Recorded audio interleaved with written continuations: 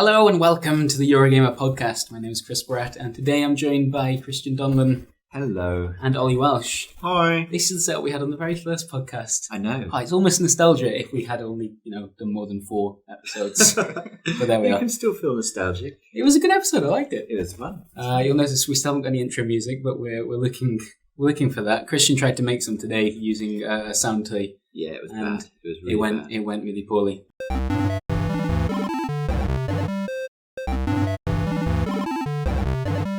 Yeah, can we ask someone who's actually a musician I'm to thinking do we're going to look at a professional. That might be a good show.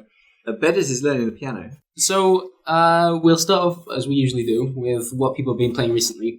I think Christian's actually played the most, right? Well, you better have, because you've written reviews for these games. So this could be really embarrassing. Yeah, no, it'd be terrible if I'm cribbing. Yeah, so I played Superhot and Flame in the Flood. The Flame in the Flood. Do you want to start off with Superhot? Because I think that's one that we've all played a little bit, Yeah. and it's super cool. It's really... So, Superhot, I should say, halfway through playing it, I went to see a talk by Steve Curran, formerly of Edge. Right. And an acquaintance. Right. I don't think I... It's a very formal way to... Well, no, I don't him. feel that I feel I would be overrepresenting myself if I said we were friends. You're not... right, okay. Because okay. anyway. I've made this awkward now. So, sorry, please continue. So you're not mates. I but don't. Well, I you've just met this don't feel. guy before. I feel. I basically I admire him greatly, and okay. it probably Good save. makes Good him save. awkward. That was great. Makes it feel too awkward for us to ever become chums. But he gave a talk about violence in games, which was one of the most interesting, thought-provoking things I've ever been to. And he was talking about how he was. Well, I won't spoil his talk because you should really go see it if he performs it nearby. It's not online anywhere. No, not yet, but I'm sure it will be. But one of the things he said, which I've often sort of thought about but never really examined properly, is that how you go to these game events where there are people who are often, left-wing, fairly liberal, fairly pacifist people, and yet they love these violent games. And I think we've all been in that position where you sort of try and tell yourself, but it's not real violence, or it's just this is the way that games express things, or it's really, I remember someone once telling me, I'm just really judging vectors. Do you know what I mean? That's what this really is. And I think it's a tough sell. I'm interested as to how I would have written about Superhot if that wasn't already bubbling around in my mind. I think I probably would have written something quite similar because Superhot is a game which offers the most delirious, delightful violence. But it's not content to do that, and its narrative is much more problematic. And its narrative is saying over and over again, why do you like this? Why it forces you to confront. It's a bit like Steve's talk. It forces you to confront the reality of what you're doing in a way where it's like, this. Why do you keep coming back? Why do you keep playing more and more of this? It's just violence. It is exceptionally brilliantly crafted violence. But I think that actually, for me, elevated the game into something even more amazing. It's not just a brilliant arcade shooter, and we'll talk a little bit about why it's brilliant in a minute. But it's also, even playfully and sort of smirkingly, asking these quite complicated questions without ever devolving into something antagonistic and slightly sort of chilly and cerebral. This is interesting, and that's why I'm glad we're going to talk about it. I actually found that part of the game a bit tedious. I don't know. I think it was tedious. It may the storyline may not have had a lot of surprises, but just the fact that it was making you ask these questions, I didn't find that tedious. I found that quite interesting and actually really quite problematic. I was really not problematic in terms of the game, but I was thinking about why is this incredible violence so exhilarating when actually I hate I hate violence, and I think I've seen a couple of fights in my life and they were not pleasant. I don't sort of reflect, that was a great fight I witnessed out of the window of my girlfriend's Fights house. don't look like John Woo films in abstract vectors. No, it's true. I mean, Superhot looks like. It's weird. I'm thinking about a time I was staying at a girlfriend's house when I was at university and looked out the window one night. She lived in the halls in the worst part of town. And there was this fight, and it looked like the cowboy fight from Top Secret, which is done underwater. Everyone was like really clumsy and moving underwater. It was really but it was really profoundly disturbing at the same time. That's like the opposite of what Superhot is. The Superhot's core gameplay, and if people haven't seen this, it's that very stylish looking game in which time only moves when you do. That's the tagline. Although actually, time actually just moves very, very slowly if you stand still, which I imagine is a design choice so you don't completely. It's not just that. I mean, because time only moves when you do is a really neat idea, but And also a it's that your enemies come apart like crystal. Yep. Which is incredible. It's like everything is just exploding. This is an interesting thing, and Chandeliers. I'm not sure if you've seen this because the fact that you've mentioned the word crystal makes me think you might have. There's a secret in the game in which you can trigger an extra conversation with what is, I guess, almost the developers of the game in a similar way to how you speak to this. How would you describe the man? Yeah, I mean, you don't really want to... Okay, without delving it, you don't need to delve into it too much or anything. But anyway, there is a secret in the game in which you have an extra one of those, but it's with the developers, and your character asks them, why have you made the characters out of crystal? Oh, really? And the developer answers, because to make them more satisfying It's to totally destroy. true. Yeah. It's chandeliers coming apart. It's all very satisfying. Sure. But the game doesn't shy away from the fact that this is weird, that we love this. Yeah, I guess because of that visual style, I never really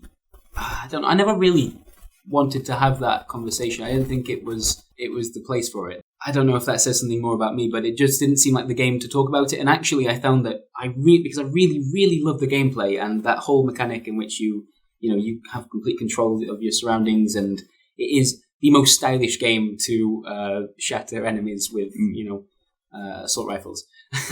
But I found that I just always wanted to go back to that, and there were like the kind of dialogue you had with the man in between these levels felt like it was getting in the way. I felt like it was an obstruction. I just wanted to get to the next cool thing. I feel like it doesn't have very far to go, and the way they go in the end, which I think we could spoil this now, can't we? That the game is almost like a virus, and it wants to get out there, and it wants to be shared with people. I think it makes that obvious from the get-go, really. Even that is not the most interesting thing, but I just thought I actually was really ready to think about this. I was really, really ready to think like this is abstracted, but yet these characters have so much human life to them.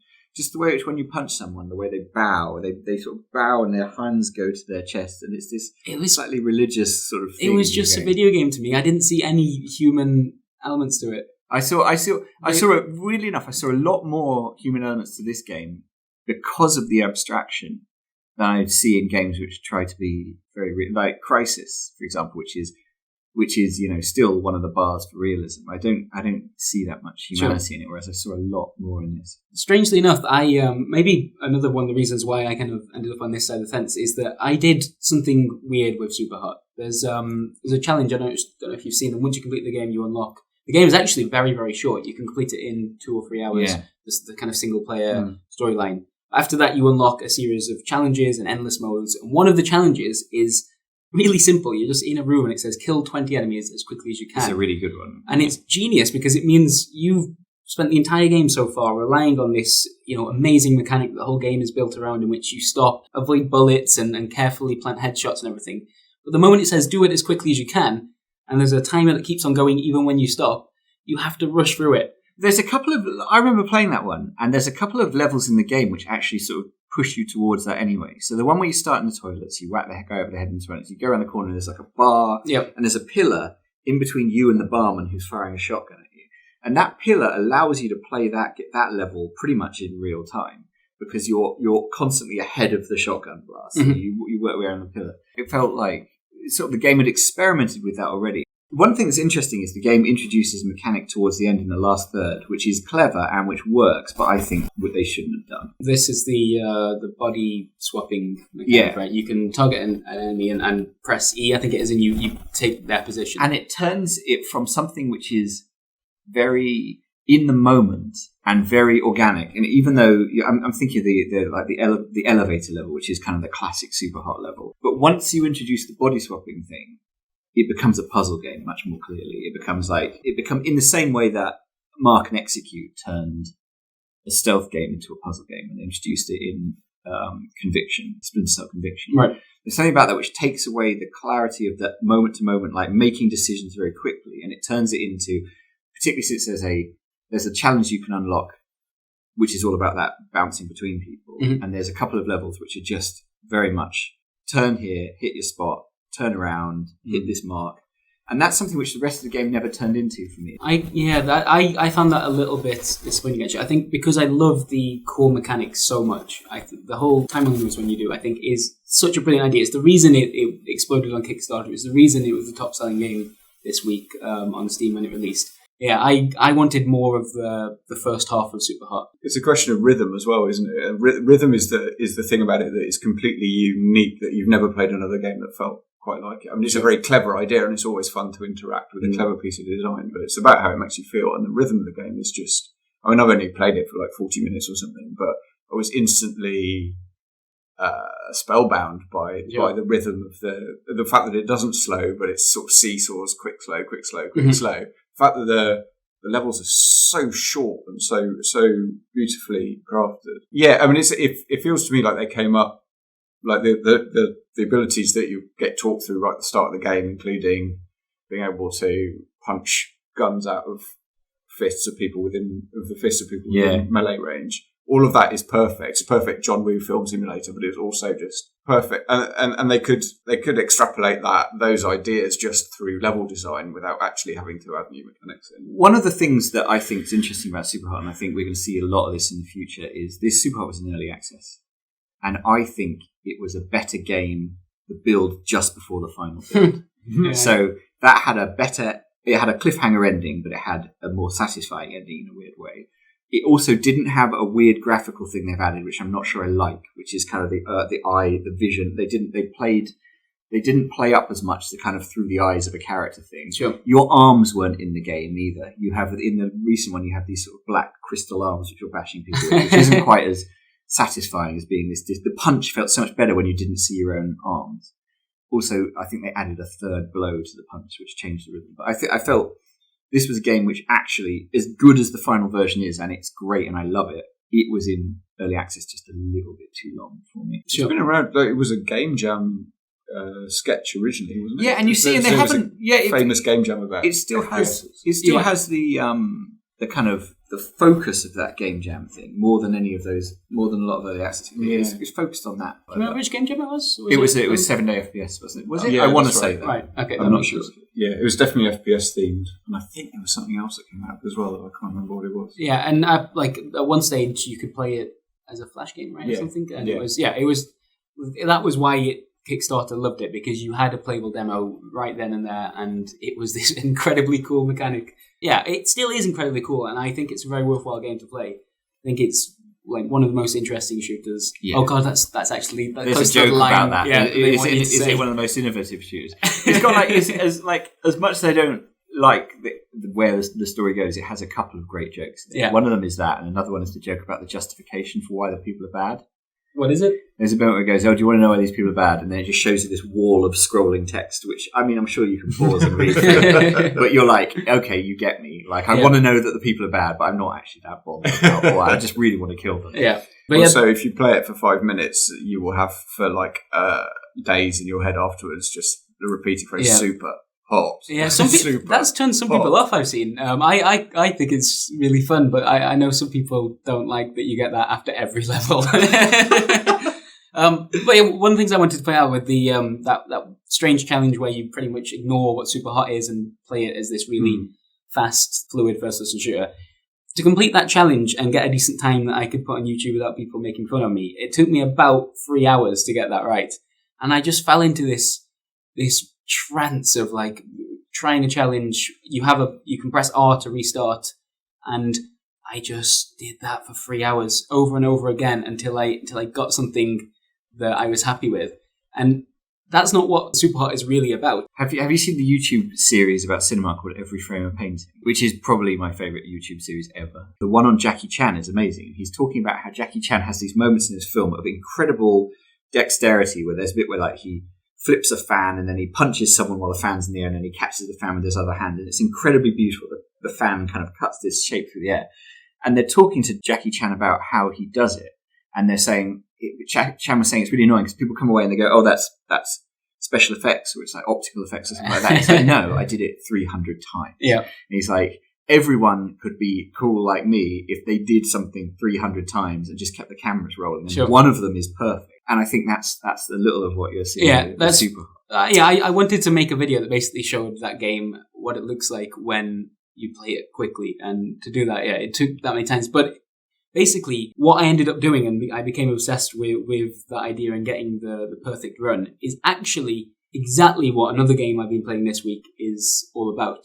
Devil Daggers. Beautiful, beautiful. Working it together. I like it, Chris. It's a very simplistic game in which you are in a Doom-like arena. The noises are horrendous. The way the enemies shriek towards you is just the most intense thing.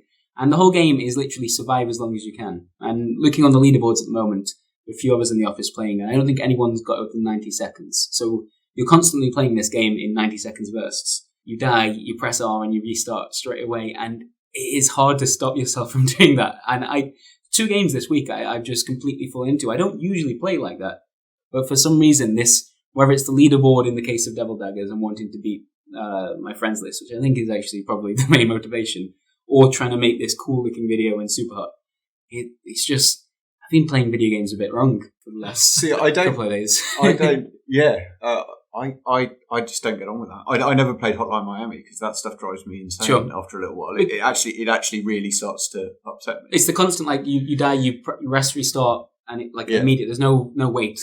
Yeah, and this idea of like constantly of using a video game as a way to constantly perform the same action over and over and over and over again until you get it right. Maybe it's just where I am in my life right now, but I don't find that enjoyable. Sure. And funnily enough, I mean, I've been playing everyone around this table's favourite game, XCOM 2, a lot after I went back and started again because it was too hard for me. I started again on Rookie, but I also enabled Iron Man, and I'm having a loads better time, not only because I'm finding the game easier, but also because I'm not constantly struck by reload paranoia. It's like, should I reload? Did I get that wrong? Could I perfect that? And it's like, I'm just going to accept what happens in this game and play the hand that's dealt to me. Sure. And although is theoretically a harder way to play the game, I found it much less stressful because I was never having to second guess myself. I was never having to go back. I was always moving forward. I found it really interesting because in my mind, Iron Man has always been like this extra option you pick to make the game, like you say, more difficult. It is this extra, it's kind of like an extra challenge you set yourself. By the way, I read earlier in the week, rookie difficulty in XCOM 2. I think Firaxis regret calling it rookie difficulty. I saw that they mentioned because the XCOM 2 is a more difficult game than anyone known. It just is. And rookie, there's something about the word that people don't like. If it had been called maybe like story mode or something, there's less ego about it. But rookie makes it sound like it's, there's no challenge whatsoever. Like most game reviewers, I've come out with the other side of that ego, and I'm just like, I just need to get through this. Yeah, fair enough. I'm knocking the difficulty down. But no, I'm sort of comfortable adjusting this. This is a weird thing. I'm comfortable adjusting the experience when I start a game to where it feels right for me. But after that point, I want clear parameters. This was something that Invisible Ink, another game we all love, a very similar sort of tactical game to XCOM, turn-based game, did so incredibly well, was that even on its easy difficulty, that they give you 1 restart per level and 5 turn rewinds per level.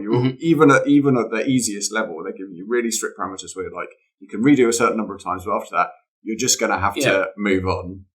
And accept that this is the way this game goes, that it has a narrative that moves forward and that you can't just constantly keep hitting refresh. It's interesting that games have to think like that. There has to be something to stop players from wanting to reload. They don't have to. And I think it's fair enough that you want to, and particularly for a PC audience who are used to being able to customize their experience in that way and just set the parameters of everything and just say this is the exact moment from which I want to resume this game with everything just how I want it. That's fine. You want to play that way. That's cool. But I'm just saying from a personal taste thing, I like a game to give me rules that I have to work with. Sure. Yeah, the Devil Daggers is it's not for everyone, I don't think. It is a really, really intense game to play. One of the things I now want to try is see what happens if I record playing that game for a prolonged period of time, just to see, because the whole thing messes with you. Like, it is so stressful. It is constant stress. There's never, there are these brief half-second moments in an early stage of a Devil Daggers run where you can take a slight breather and just look around, but the rest of it, you're running away from things and trying to stay alive by the very skin of your teeth. How long do you think you're gonna stay with it? A few weeks, but probably dip in rather than despite what I've just said about wanting to try. I want to see what happens. if you just play for 3 hours. Like, how good can you get at Devil Daggers if you just play it over and over again? Does it have an endpoint, or are you just playing and playing? No, there's no endpoint. There is. What's the There is a leaderboard. What's the single achievement for? Oh, I actually don't know. I haven't looked. The only score you're given is seconds left alive. You like, as far as I know, the game doesn't care about how many enemies you've killed or how efficiently you've done things. It just cares if you've stayed alive for this many seconds. And the gaps in between each of the leaderboards, even between, like, I know Johnny and Ian have been competing with each other a little bit, and their times are, I think, 0.2 seconds away from each other, and it's that close. Like, it is a game of these really tiny moments. You're just trying to survive just that little bit longer. It's not even always because you think you can complete the area, or that you never can. Everything keeps respawning. More difficult enemies keep coming in. Is it ways random, or is it? No, there's a pattern to it. Right. The positions in which the enemies will arrive is different, but the enemies that you encounter, there's a pattern to it. There's a rhythm to it. You always know how many of each enemy to expect and when to expect them. What's the best global time at the moment? I'm not sure, but I know PC Gamer had a copy of the run. I don't know if they managed to get off the person themselves, but it was ridiculous. It was in the minutes, which is like, the best I played for about 45 minutes now or something. And the best I've done is about 55 seconds, I think, and that's after. Try it. Have a good go. Press R, restart. Have a good go. Press R, restart. I'd find that difficult with no end goal. Without just trying to survive longer. The end goal at the moment is just beating your friends. The goal keeps shifting because you beat your friends, and obviously they come back and want to get ahead, and that is fun. Without a leaderboard, actually, I'm not sure that I care that much. Weird. Ooh. Why? Oh, Why? wow. The one. The workings. Yeah. You know workings. The one game. Well, not the one game, but one game that I played that did get past my general aversion to Trials, was it? No, it wasn't Trials. It was Super Monkey Ball. Oh, okay.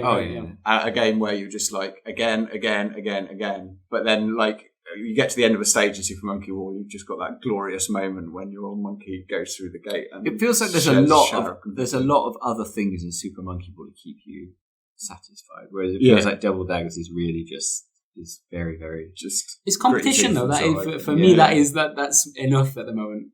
It's a really cool thing. I showed it to you earlier, Christian. I wanted you to listen to it with a pair of headphones on. The audio is one of the best things in that game is the audio.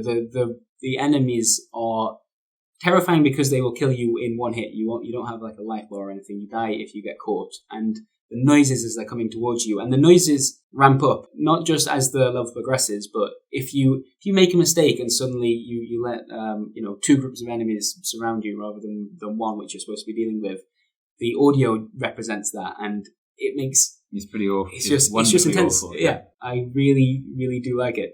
This week has been Superhot. It has kind of tickled that as well for a different reason. But I think I'm just into really stressful games at the moment. I like XCOM 2 because it stressed me out a lot of the time. Invisible Ink stresses you out really badly. That is an insanely stressful game. Yeah.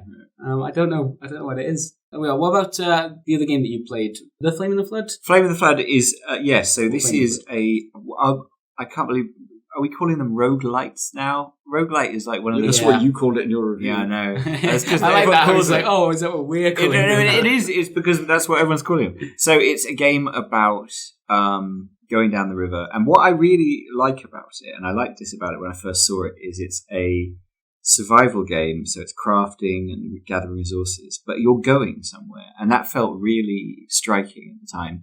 So there's been this kind of undeniably Katrina-tinged kind of flooding apocalypse in sort of the south. And you are working your way with a dog along on this raft, and you stop off and you do your typical Don't Starve style crafting things at these little places you stop at along the way. So you'll go and pick up some yucca plants or whatever, and then later on yucca plants. What's a yucca plant? It's a real plant. But in Flame and Flood, you can cook them and eat them as well. Or you collect stuff as you go along, and then you might be able to use it at a campfire and stuff like that. It has all of that typical stuff, which is pretty standard. Except you're not building, right? You're not building anything, so you're just trying to go as far as you can. You're trying to keep yourself healthy. You've got these 4 different meters. So what is it? It's sort of temperature, body temperature, hunger, thirst, and how tired you are. And you have to keep these meters constantly ticking down. You have to kind of keep them all up as much as you can. And so in between these little moments where you are exploring the land, you get back on your raft and you go down river, and the river is so brilliant. The current is carrying you in one direction. So what's behind you, you can never go back to it. So sometimes you'll turn up somewhere and you will really need water. You'll turn up though, and you'll find that there are like 4 wolves there, and you can't risk it because wolves are pretty much instant trouble. 4 of them is you are screwed. Sure. So you have to go back on your raft. Then you have to hope you find another place with water, and there is something. Again, it's that sense of it's the not being able to save. Though ironically, you can go return to earlier checkpoints, which you probably shouldn't do. But there's that sense of like always moving forward, and what's behind you, you just have to put it out of your mind. So is that the difference between it being a roguelike and a roguelite? I don't know. I don't care about it. What is the like? I think it is the checkpoints. Yeah. So like a lot of roguelites will have things where even though your character dies each time. Hang on, what's the difference between a roguelite and a roguelike? I don't know. Because I think isn't Rogue Legacy a roguelike like? Oh well, the difference with Rogue Legacy is a really good example of the thing. Is that your character dies each time, but you are powering up their the sort of the basic base stats, the base stats of them, which I don't find quite as satisfying as something like Spelunky, where each time you are the same guy you've always been, and it just depends on what you get, and that's a roguelike. But oh god, where was I going with this? Yeah, so what's really interesting about it is the river. You're moving down the river, and the river. A lot of people don't like the way the raft controls on the river. That was the first thing that struck me with that game. But what I think is amazing is they've modelled how they want the raft to control on the river, and the whole idea of it is the river is in charge and you are not. So you are fighting the current. And for me, it really got that sense that the river is the main character in this story almost. It really delivered that sense. When I was on the river, I actually knew pretty much how it was going to act, and you know when you can take risks, you know when you can't, you know when you want to step into the rapids because you want to kind of make up speed because your meters are all ticking down, and when you want to take it slow and safe. I thought it was really interesting. It is buggy as hell, and it doesn't people talk about how the great stories, and Pippa on RPS mentioned a really good point that it doesn't really generate a lot of stories. The only real story you emerge from the flame and the flood is everything was going right until this happened, and it's what this happened is. But I still really, really liked it. I love the poetry of the river journey as well. Like, it's a good video game mechanic, and it's also, especially for something set in the video, definitely. American setting. And there's a lot going for it actually. Makes me think of The Night of the Hunter, the amazing oh my god, Robert Mitchum movie. Is that the only movie Charles Lawton directed? Yeah, that's right. God. And it's got this super. So it's about this sort of creepy fake preacher who's trying to scam a widow and her kids out of some money that her husband left behind. Not a widow, I beg your pardon. He's in prison. Yeah, there's this really surreal moment where the kids who have the money get on a boat and they sail down this river through wherever they're supposed to be, Mississippi or Virginia. No, Virginia it is. And there's just these sort of shots of giant toads and rabbits and stuff in the foreground, and this moonlit river. It was all done on a soundstage with these sort of cut-out silhouette trees in the background. Really amazing photography and this sort of weird fairy tale atmosphere. There's something about basically kids on a raft on a river that is just really gets at something. No, I really did like it. Cool. I've got one other game. Can I quickly mention it very briefly? Sure. Because I feel like I've talked too much. But I've been playing E.T. Armies, which is a game from Iran. E.T. Armies. E.T. is in extraterrestrial. Okay, cool. Not as in E.T. the extraterrestrial, because that would be disgusting. If there's a load of them and you had to mow them down, it'd be awful. And I don't know whether this is really clever marketing or not, but since the sanctions were lifted in Iran quite recently, we now have this game, which is from Iran. It's from a studio who I've been Googling around, I think they're based in Tehran, and they are called Art Paradise of Raspina. And they've made this Unreal Engine shooter. And it's now on Steam. It is really fascinating because it is what I had hoped for. Like, wow, you go see this game from Iran. What's the culture like? Well, how are their games culturally unique? And it isn't that. It's an attempt to make. It feels to me an attempt to make a Western game. It has iron sights. It even has the same X that you get in COD when you're shooting someone. So it's pretty much a straight up shooter. Is it different? it's different in really interesting ways. So you're talking to your gruff colonel guy on the radio all the time. What's his name? His name's not Commander or anything. You call him Boss all the time. Okay. And that feels quite different. Okay. And there's lots of cute. It's not very good, but it's quite interesting in the ways it's different. It feels like a kind of first generation 360 game, that kind of thing where the environments are really huge, but they throw people at you in very small groups. And it's not a spectacularly interesting game to play, but just knowing where it's from and all of its idiosyncrasy. It's very idiosyncratic from anything from the way the menus work to the way the key bindings work. If you're using a controller, loads of stuff isn't mapped to the controller, so you have to use the keyboard at the same time anyway. Oh, God. But it's just, I actually really, they've got a contact form on their website and I might try and talk to them. What do you fight? Is it? You fight the same things you fight in every game. You fight people in sort of humanoided people in armor that looks like the armor from the movie Battleship. And are they aliens? What's the? I think they're certainly you're in this kind of crumbling Earth, which has been all of the resources have been used up and everything like that. It's one of those things you never know whether to find it sort of slightly disappointing or slightly reassuring when They're making the same mistakes. Well, that culture has these touchstones that are massively global. Everyone's favourite movie in Afghanistan is Titanic because everybody loves Titanic everywhere. I feel what's sort of sad about this is it feels like a lunge at the Western market, and I don't know how much it is actually speaking to people in Iran. It's very hard to tell. I don't know. It's really interesting. But maybe they're just guys from Iran who really like Call of Duty and Gears of War and wanted to have a stab at. Parkin interviewed a load of people who were living in Iraq and playing games in Iraq. I think he found the last game shop in Baghdad or something like that for the New Yorker. Everyone he spoke to, they loved COD. One of my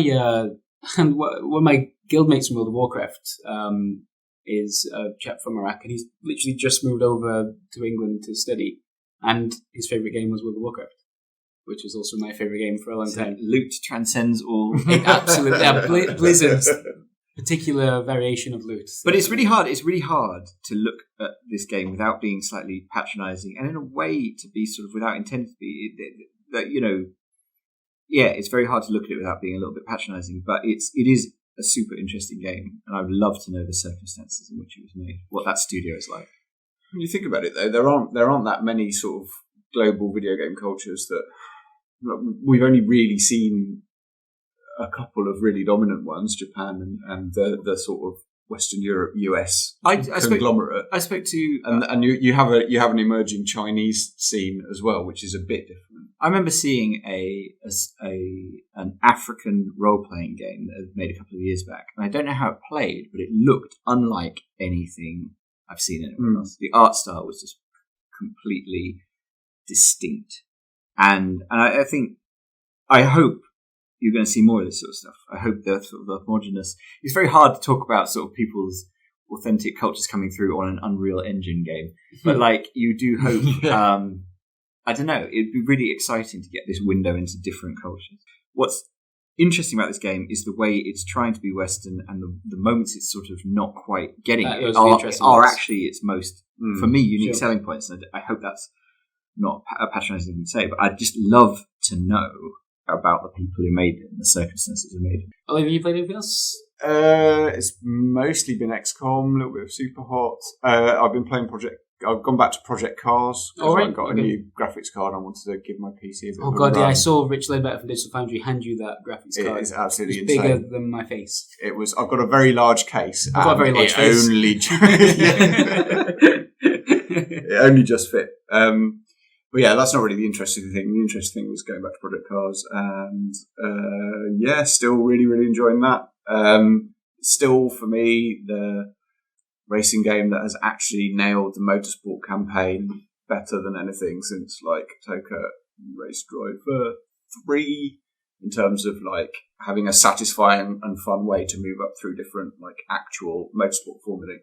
Martin Robinson gets really cross because they don't have all the licenses, so they've had to make sort of fake unlicensed versions of some race cars. We bring this up a lot, but Martin Robinson also wears driving gloves when he plays racing. So he that is beyond the pale for him. For me, it's sort of suboptimal, but I will live with it to play a really good career racing here. One of the things I do want to mention, which I haven't played yet, but will definitely play by the time the next podcast comes around, is Factorio, which just launched on Steam. And it's a game about building really complicated-looking factories. But it's actually not just that. It's you land on an alien planet and you need to try and manufacture your escape. And the only way that you have to do that is engineering. And in fact, the game ends up being about, you start off, you land there, you kind of chop down a tree to get wood to, use as fuel, and that can allow you to do certain things, the kind of traditional Minecraft approach. But Factorio is actually a game about automation. You want to basically make yourself a redundant aspect of the game and create a factory and a kind of a roster of robot workers that will do everything for you. And it looks incredible. I very highly recommend watching the trailer for it because it's just unbelievable. That idea about the arc of this game, making yourself redundant, wiping out the space for the player to live in, seems to be something which games never really want to admit quite as openly as that. But it's a part of all games. One of the weird things is games want to end themselves. Wow. Do you know what I mean? Wow, that is such a bleak sentence. No, but I'm not sure they're aware of themselves. Games want to, the whole point of a game is to bring it to a conclusion a lot of the time. And it's that weird feeling when you have Monopoly, when you're like, actually, I'm winning, but I hope I don't win too quickly because I want this, because we're having this fun. And that's because you're winning. Everyone else is really not having a good time. Marvin Minsky, the AI pioneer, he invented, I think it was Marvin Minsky, though Claude Shannon also made them. He made these boxes, I think they were called Impossible Machines. And it was a box and it had a little hatch on the top and a switch. And you'd switch it on, and all that would do would it would start a mechanism turning, which cause a little hand to come out of the box and turn it off again. And I think there's more to games, there's more to life in that little transaction than we would care to acknowledge. And Arthur C. Clarke, everyone used to think, these things are really delightful. And Arthur C. Clarke saw one and was terrified by it on this deep sort of existential level. So you think Factorio is yes, a definitely message about that? Absolutely. And not just about the joy of creating... I think, but it's not. It's about the joy of working yourself out of a job. I guess, eventually, at the very end of it. Careful, because you're going to get him onto Cookie Clicker in a minute. Oh, yeah, no, I'm not going to go there. Jesus, But I think it's really interesting. I think that sort of the self-defeating impulse at the centre of Factorio sounds really interesting. Yeah, well, it looks cool, and I think you should watch the trailer, which is my take on that. All right, okay. Moving on to the questions. This one intrigued me from Victor Anthu, who said, once and for all, confirm what is better, Lost Odyssey or Blue Dragon? A fairly straightforward question. But this stems from an argument that's been going on within the Eurogamer forums for 7 years. It's a 42-page forum thread, Blue Dragon versus Lost Odyssey, and my very favourite thing about this, 42 pages, 7 years, the first comment, the first reply to this thread happened 5 minutes after the original post, and it was from Spindle9988, who said, I thought they were both shit. We should write this up as a feature. We should investigate. We should talk to the main characters. Well, no, there's quite a bit to it as well. It's been going on for 7 years. Wow. Jesus. I have played neither. Okay. I know that Bertie, who has a soft spot for both of them, but I believe he prefers Lost Odyssey. I've played both of them. I have a soft spot for Lost Odyssey, and I think it is the better game. The thing that really turned me off about Blue Dragon was the first enemy that you encounter within moments of the game starting is a giant poo.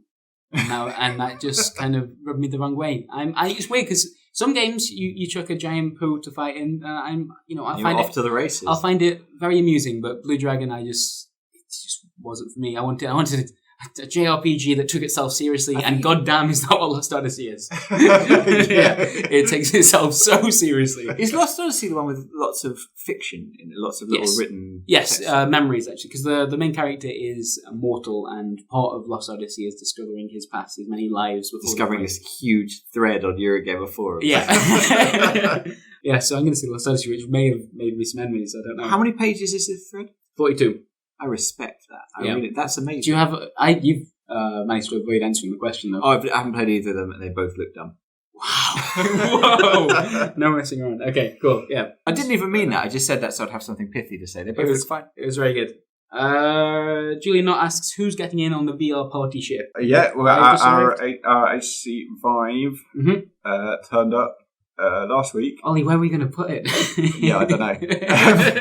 We've got two options. We've got a games room, which is where we film our little bits for the YouTube channel, which we're worried is with its sofa and the TV and the filming equipment and stuff in there is just not enough. It would room. be fine if there's nothing else in there, I think. We also have a gaming area by our desks where there's probably enough space, but I'm not quite sure where we're going to mount the little satellite thingies, and also then we'll just have to do it in front of them. Yeah, imagine what that looks like. They already think we're a bunch of nerds. Like, it's not going to help our image problem at all. Yeah, I don't know. We haven't hooked it up yet because we don't have a PC powerful enough. Do you know what you're doing right now? You're doing very expertly explaining some of the key issues with VR at the moment. Well, you need its own room and also a PC powerful. You basically need to play on it. And it might make you look embarrassing in front of your friends. You basically need Rich Ledbetter on call to build you a PC, which he's doing as I speak. He's going to ship that to us. We'll get it plugged in at some point this week and have a mess around with it. I will say that it's a very impressive box full of very nicely finished materials. Sure. The weird Star Trek-like wand controllers are great to wave around. Names? It was just a Vive controller. I think so, yeah. I feel like it should have some fancy Star Trek name, you're right. The cost of the thing is insane, but you do get a lot of stuff in the box, and having the pack-in Imagination sticks. To be fair, for all that, it's a lot more than an Oculus. Having the two custom VR controllers packed in, I think, is really essential, and it is quite a big difference. Mm-hmm. So, yeah, and the headset itself seems sort of very beautifully made and all the rest of it, but it does. You have a really thick cable off the back of it and a sort of web of rubber that goes over your head. It is not. Ooh, I'm sold. Well, it might be sexy if you're into that. But I mean, it is really cool. I want to use it again because it was amazing last time. See, I haven't tried any VR yet, and I tell myself that I'm not interested. Not even the Samsung. No, I haven't tried any of it. I haven't tried anything, and I tell myself I'm not interested. But then I remember Martin going off to see Morpheus, whatever PlayStation VR. It's called PlayStation VR now, isn't it? Yep. And he went off and he's like, I'm not that interested. And he came back going, oh my god, that was amazing. I was in this cage. Yeah, that's Martin, though. I know. But I'm still interested to see whether this happens to me. So I want to have a go. I want to have a go to see whether I'm instantly converted. You've got to try Room Scale and Vive. It is something else. Yeah. It really is. I'm interested in it, but I'm still not convinced. Okay. This one's for Christian Donlan specifically from her wall. What is your favourite meme? What's my favourite meme? It wasn't directed at you. I just think it would be amusing to know what your favourite meme is. No, it would be a very strange question to... I did have to explain subtweeting to you not that long ago. Yeah, no, that was a good day. Yeah. That was a very good day. My favourite meme, I don't know if it counts, but it's the woman... So my wife shows me a lot of memes. How old do I sound now? My wife shows me a lot of memes as she's pushing me in my bath chair along the front of Margate seafront with a towel over my legs. Wow.